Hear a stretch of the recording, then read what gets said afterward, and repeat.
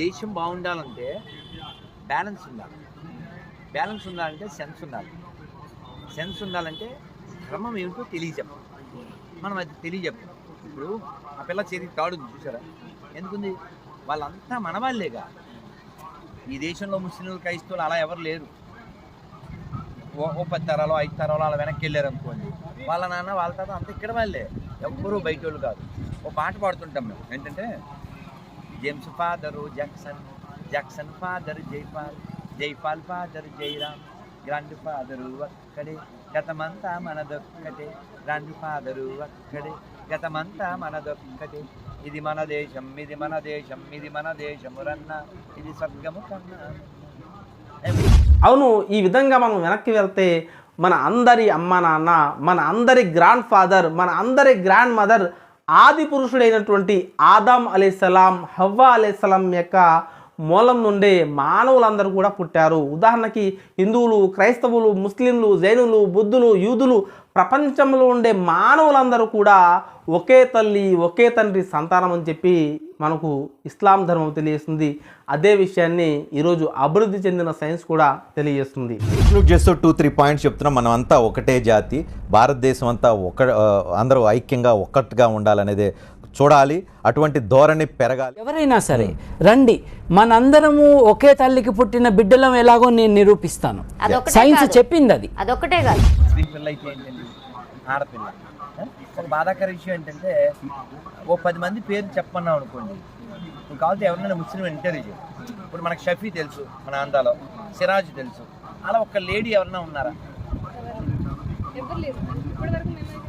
మేము చూడలేదు. ఎందుకంటే వాళ్ళలో స్త్రీలకి ఎంకరేజ్మెంట్, స్వేచ్ఛ తక్కువ, చాలా దురదృష్టం.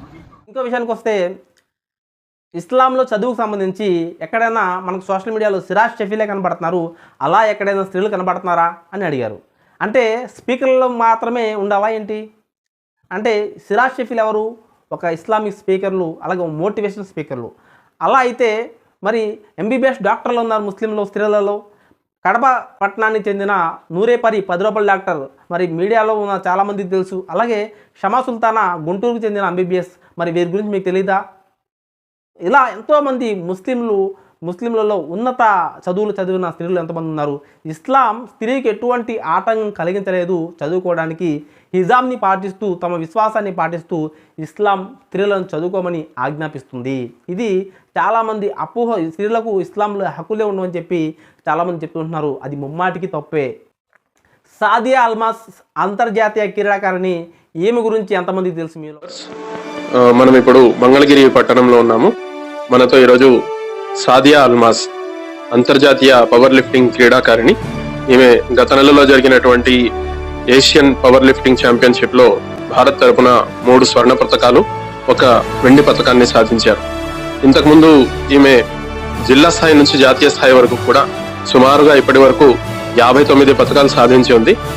మరి ఈరోజు స్పాట్ న్యూస్ ఆమెను పలకరించడానికి ఇక్కడికి వచ్చింది. మీరు ఈ పతకాన్ని సాధించినప్పుడు ఏ విధంగా ఫీల్ అయ్యారు? ఈ పథకం సాధించడం వెనుక ఉన్నటువంటి విషయాలు ఏమిటి కొంచెం చెప్పండి. నమస్కారం.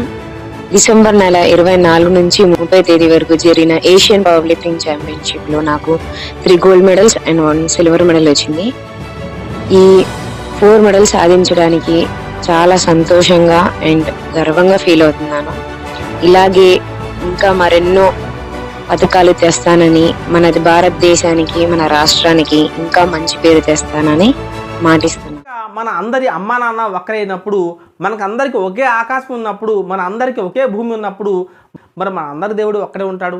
మరి ఆ ఒక్క దేవుడినే అరబీ పరిభాషలో అల్లాహ్ అంటారు. ఆ ఒక్క దేవుడిని సంస్కృత పరిభాషలో సర్వేశ్వర, పరమేశ్వర, అక్షర పరబ్రహ్మ, హిబ్రూ భాషలో యెహోవా అని చెప్పి చెప్పడం జరిగింది.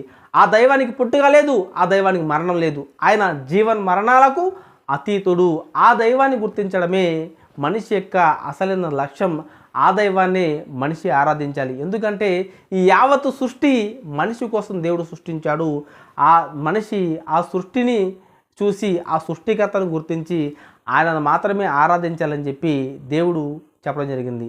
మనం దేవుణ్ణి ఎవరు కూడా చూడలేదు. ఉదాహరణకి భగవద్గీత శాస్త్రాన్ని మనం చూసినట్లయితే 7వ అధ్యాయం 26వ శ్లోకంలో వేదాహం సమతీతాని వర్తమానాని చార్జున భవిష్యాని పంచభూతాని మాంతు వేదన కర్చన. ఓ అర్జున, భూత భవిష్యత్ వర్తమాన కాలములందలి ప్రాణులను నేను ఎరుగుదును మాంతు వేదన కర్చన. వాస్తవంగా నన్ను మాత్రం ఎవడూ ఎరుంగడని చెప్పి చాలా స్పష్టంగా చెప్పడం జరిగింది.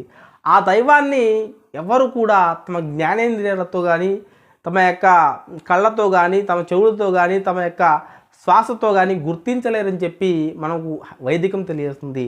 ఎన్ మనసా నామనుతే ఏనాంహృ మనోమతం, మనసుచే గ్రహింప శక్యము కానిది, మనసులనే గ్రహించేది అది మాత్రమే బ్రహ్మము, ఈ జనులు ఇక్కడ పూజించేది బ్రహ్మము కాదని తెలుసుకొని చెప్పి చాలా స్పష్టంగా మనకు వైదిక ధర్మం తెలియజేస్తుంది. కాబట్టి ఇస్లాం ధర్మం ఎప్పటి నుండి ఉందంటే ఈ పొడమి పైన, ఈ భూమండలం పైన మొట్టమొదటి మానవుడైన ఆది పురుషుడైనటువంటి ఆదాం అలైహిస్సలాం వారి నుండి ఇస్లాం ధర్మం ప్రారంభమైంది.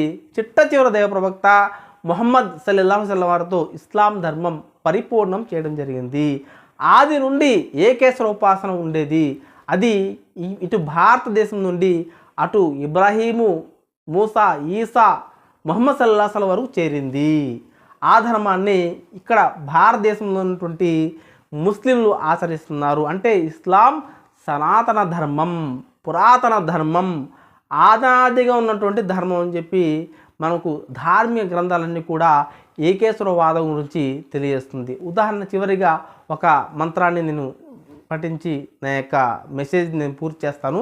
అధర్ణ వేదం 13వ కాండం 4వ సూక్తం 16 నుండి 21 మంత్రాన్ని మనం పరిశీలించినట్లయితే, నా ధృతియోనా తృతీయోనా చతుర్ధోనా పిచ్చతే పంచమోనా షష్ఠ సప్తమోనా పిచ్చతే నాష్టమో నవమో దశమోనా పిచ్చతే తమిదం నిగదం సహ స ఏక ఏవ ఏకరుదేక ఏవ.